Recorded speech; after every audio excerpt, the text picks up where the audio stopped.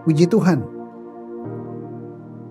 Yesus kuatku kembali hadir untuk memberkati kita. Kita akan merenungkan sebagian daripada firman Tuhan. Kita akan membaca Alkitab kita masing-masing. Tapi sebelumnya kita akan berdoa terlebih dahulu. Mari kita tundukkan kepala. Bapa di dalam sorga, yang kami kenal di dalam nama Yesus, kami mengucap syukur untuk hari yang baru yang Tuhan berikan kepada kami.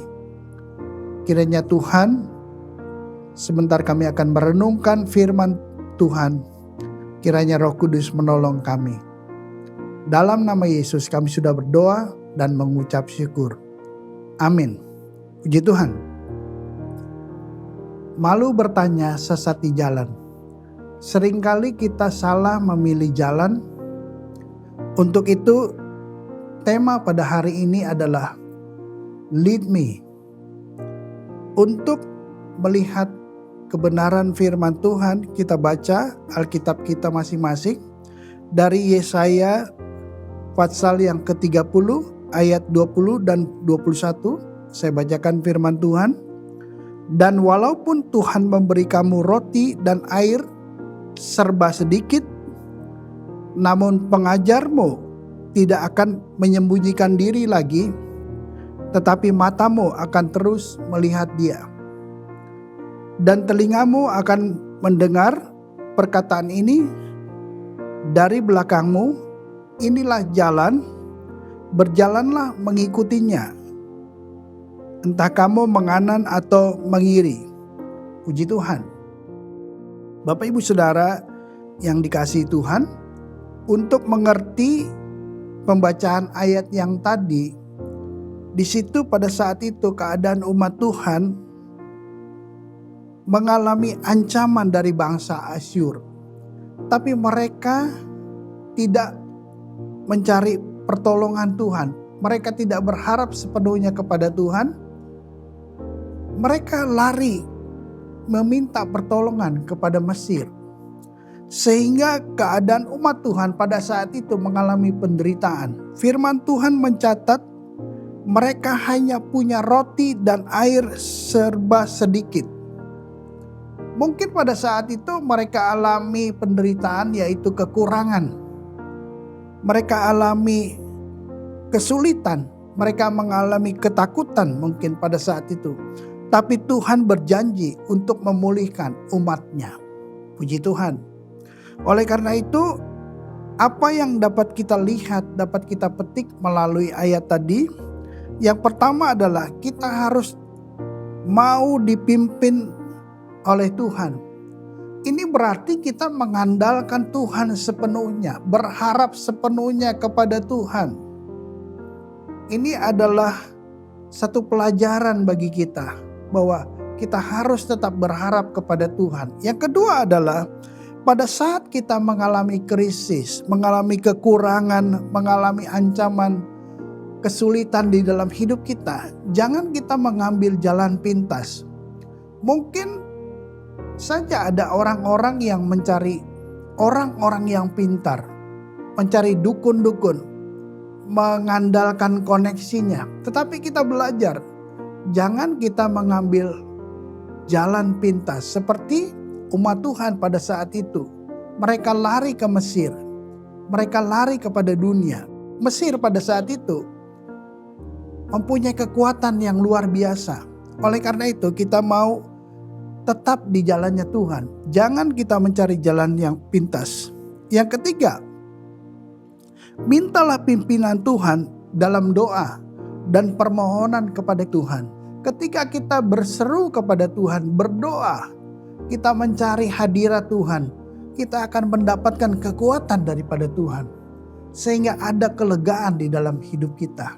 Ketika kita berdoa, maka damai sejahtera itu ada di dalam hidup kita. Puji Tuhan.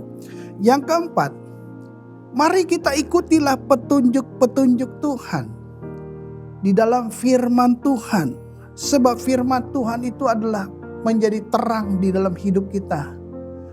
Tuhan akan menunjukkan jalan-jalannya terhadap kita. Sehingga kita tidak mungkin atau kita tidak mengalami kesulitan ketika kita salah memilih jalan. Sebab itu kita minta penyertaan Tuhan. Tuhan sendiri yang memimpin hidup kita. Hidup saya dan saudara. Sehingga kita aman di jalan-jalannya Tuhan. Puji Tuhan. Yang kelima adalah berjalanlah dengan iman. Dengan kepercayaan bahwa Tuhan menyertai kita. Puji Tuhan. Sehingga Tuhan akan membawa kita, menuntun kita. Langkah-langkah kita dibawa oleh Tuhan. Puji Tuhan. Ada satu contoh di dalam Mazmur 86 ayat yang ke-11. Bagaimana doa Daud meminta pertolongan Tuhan. Dikatakan demikian Mazmur 86 ayat yang ke-11. Tunjukkanlah kepadaku jalan-Mu ya Tuhan, supaya aku hidup menurut kebenaran-Mu. Bulatkanlah hatiku untuk takut akan nama-Mu. Kalau kita lihat bagaimana Daud itu berseru, dia meminta kepada Tuhan, tunjukkanlah jalan-Mu. Sehingga Daud itu akan mendapatkan jalan yang menuju kepada kebenaran. Kebenaran melalui firman Tuhan. Kebenaran yang kita pegang, kita yakini karena datangnya dari Tuhan. Bukan kebenaran dunia. Tetapi kalau kita punya kebenaran di dalam Tuhan, maka kita akan mendapatkan keselamatan yang daripada Tuhan. Puji Tuhan. Dan firman Tuhan katakan, Daud katakan, bulatkanlah hatiku untuk takut akan nama-Mu. Ketika kita dipimpin oleh Tuhan, maka ada rasa takut akan Tuhan kepada kita. Orang yang takut akan Tuhan adalah orang yang menghormati Tuhan.